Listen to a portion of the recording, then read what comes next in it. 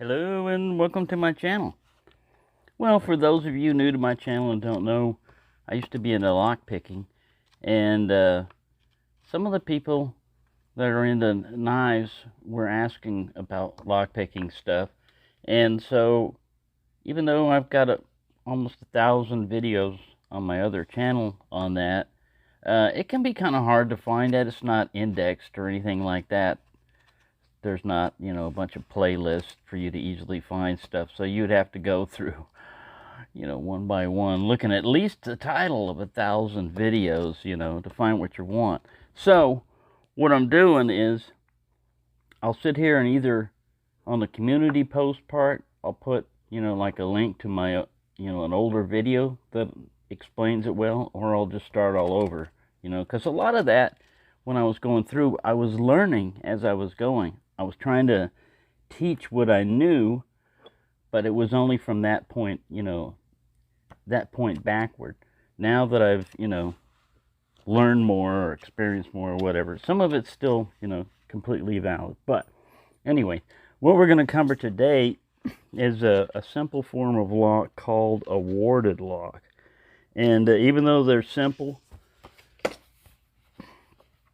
they're a simple mechanism. They have all these little cutouts because there are physical plates in there called wards that prevent the key from turning unless it's got those cutouts.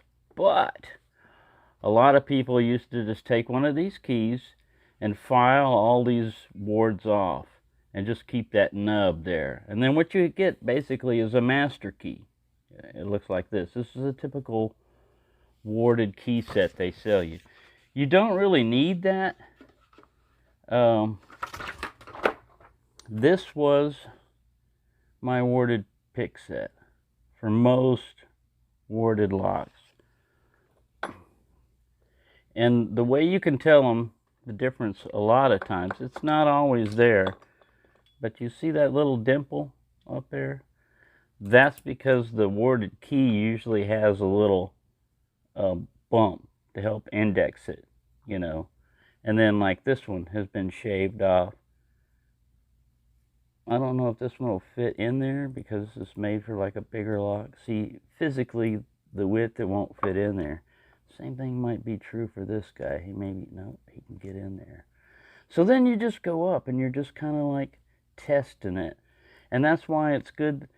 This one was from like a cleaning rod or something, a brush, where it's all twisted wire. I just untwisted it because it was pretty strong. But you can do it with a paper clip also. But yeah, you go in there and you're just trying to find the, now you can, the little trip thing. Now you can get, here's my little lockpick EDC kit. Basically I can attach this to the keychain. You can pull it out and use it. But one of the things it has in here is the standard Sparrows pick set. Now see, that is basically what I'm using with the paper clip. We've got a bug flying around here. I got the door open out on the balcony. So sometimes you have a single thing that actuates it, and sometimes it's two. And this set is just basically different thicknesses. One is thin and one is thicker. And you just go in and you try. Like this one's got short on it. This one's got longer. We'll try the longer one. So whatever fits in the keyway. If it doesn't fit, see, like this one won't fit. Oh, it will fit. You go in and you go to turn. If nothing's happening, you don't want to twist it off. Try a double. It doesn't want to fit in there. If it has a hard time fitting in, then you're better off using the smaller ones. Now, in theory, one of these should work. Use a bad example. Yeah, none of these are working. So we'll try the little pick part.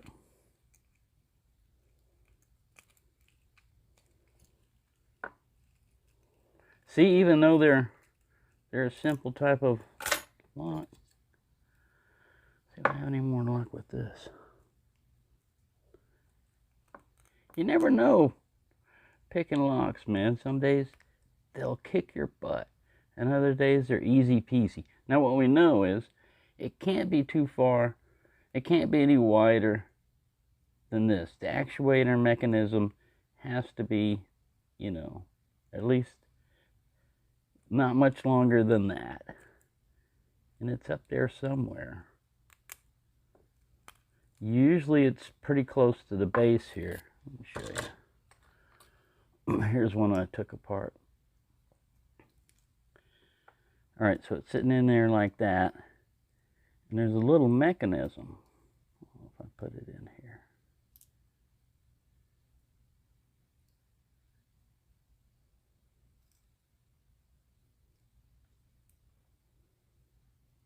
I'm going to have to start this one all over. Oh yeah, it's up towards the top. These are just the laminates. Ooh, it fell out. It fell out. This is what you're grabbing. It's just a little pawl that's hooking onto right here. And it just sits in there perfectly or whatever when it gets in there. There's a little cutout for it.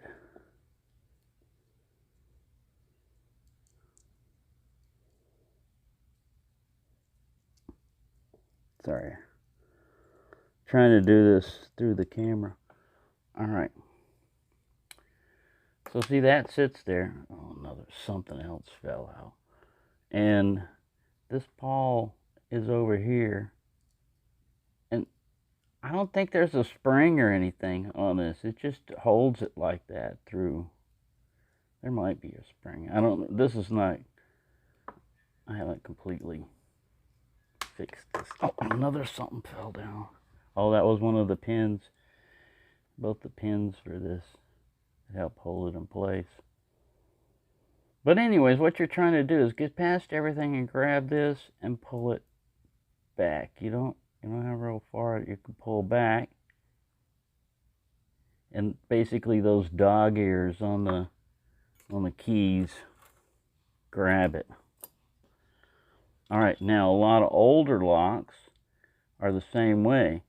They got this wide open thing, and you look in there and you go like, wow, what is the mechanism? And there's no little lug here or anything.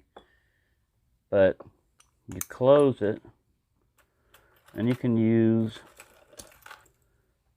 these things right here. Stick it in and turn it. Watch it not work.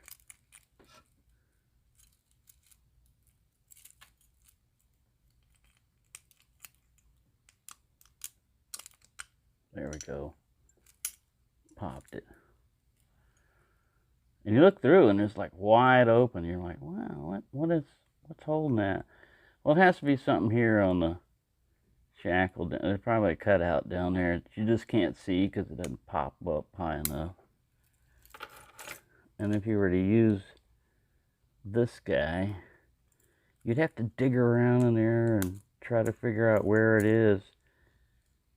That's why having some of those key sets are not bad. Let me see if I can find any examples of them down here. See, these are old skeleton keys, and the wards are just in that laminate. There's just a little plate that only goes like so far, and when you go to turn the key, it physically blocks it. So all you have to do is grind this all the way down, and that. So you can tell it's either a 1 or a 2. Probably just a 1, mostly. These are Yale keys. These are all weird. They got all weird kind of ways of doing stuff, but it's basically the same principle behind it. All right. Now, this kind of lock is an old Yale that has a lever down here and everything, and it looks pretty sophisticated. It's got all these little things that have got to line up just right. These little cutouts have got to line up just right for you to pull this little, this is the thing that, the bolt that actually holds the shackle closed. You know, it's the little thing that it clips to. When your key goes in there and lines all these things up just right, it frees up enough of a path for this thing to come back. Well, you can try to line these levers all up and everything, or you can bypass it and just go straight in. I don't know if this little bypass key will work.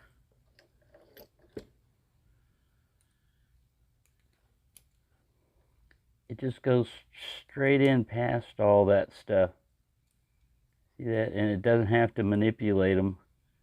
And then it can pull back on the little tab when it turns. It's just grabbing just the edge of it. So, even though your keys and everything may look weird and strange, not all warded locks have that little dimple on them. Not all of them are easy. See, this guy doesn't want to fit in there. He's too thick. We got our little keys out. Let me try Invader. Space Invader.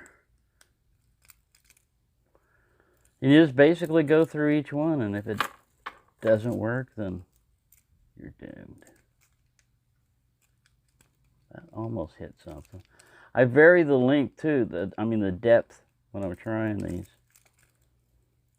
I don't want to make this one a really super long one, but apparently I have now.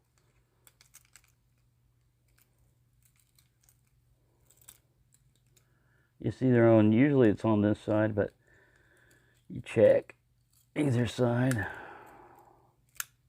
Ooh, you hear that? I was catching something.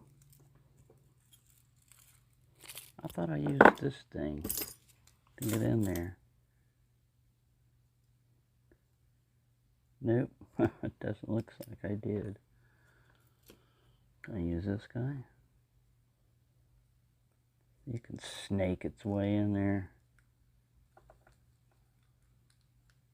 Usually there's a little spring-loaded thing that when it gets it, it'll pop open, but not always. It's Eagle Lock Company. The Invader. It's got a little tree on the background. That's why I started getting into antique locks. They're just so interesting and different. Let me stop this. I've forgotten a lot of this stuff. I need to be pulling up on the shackle on this one. But yeah, there's just a little, let's see if this light will get down there. If you look past all these little wards and everything, it's kind of hard to see. I have this little fiber optic light that I would use for getting down in there. It's not focusing on it, but right where my light's shining, see all these other things are nothing, but that right there is what you're trying to hit, that little lever. And it doesn't have to go back very far. All the rest of this is just to get in your way and to confuse you, which it does a pretty good job of. So what I used is this is a bypass tool that they make for stuff, and it's just basically strong wire, and I put it in there, and I'm pulling up on the shackle. You got to have like 8 hands a lot of times to do lock picking, and then it just comes right open when you pull back on this little. You're basically pulling on this latch, which has got a spring to make it go that way. That's all a warded lock basically is one of those. And usually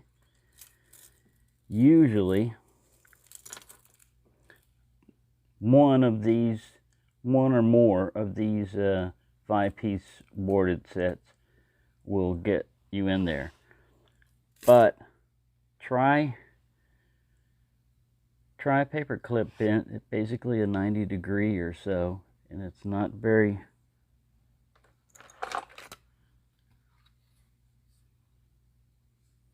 See how many millimeters. It's like 5 millimeters long. Ow, ow, ow.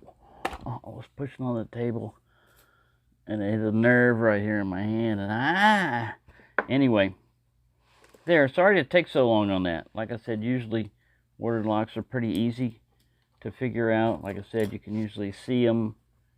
Let's see if this guy will get in here and find it.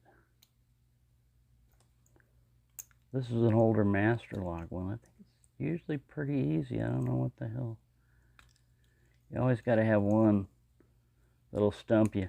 I tell you, I broke a lot of picks on these because I thought they were pin tumblers.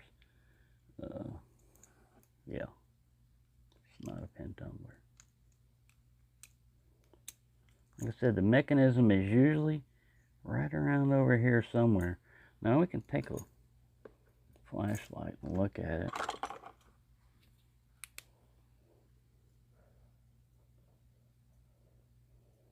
Man, I don't see anything. It's kind of hidden in there.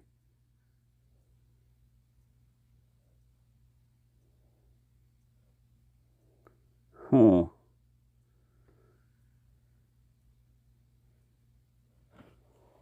Let me try something.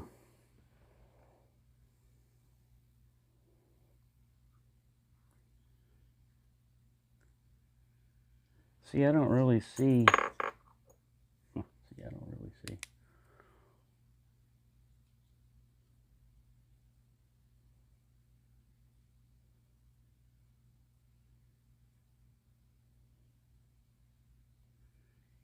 Yeah, you got to play detective sometimes, you know. Sometimes I look for a difference in color. You know, all the base, the brass will be all this, and then the thing you want to hit will be shiny, or white, or silver, or whatever. I don't want to take up your time. I'm going to figure it out, and then I'll come back. Alright, this pick set did work. It just required this double one here, and I had to... This lock hasn't been opened in a while. See, that's what's catching it. That's what's holding the shackles. Little thing back here. I had to go in here and twist around. Watch me try to get it again. There we go. It really opens right here at this. So those things that I was seeing down there were just edges of one of the little lips to catch it. Anyway, there you go. Normally it shouldn't take this long to do warded locks, but don't worry, it's part of learning, you know, the learning process. You're not going to run into a lot of these, you know, like sleigh makers and stuff, because they're old. That's what that big S stands for, not Superman. Sleigh maker. A lot of times they'd put it on their shackle. I wonder if I can get it. Let's see if these guys will work. No wonder my videos take forever. Yeah. There you go. We got them all open. Thank you for watching, and have a nice day.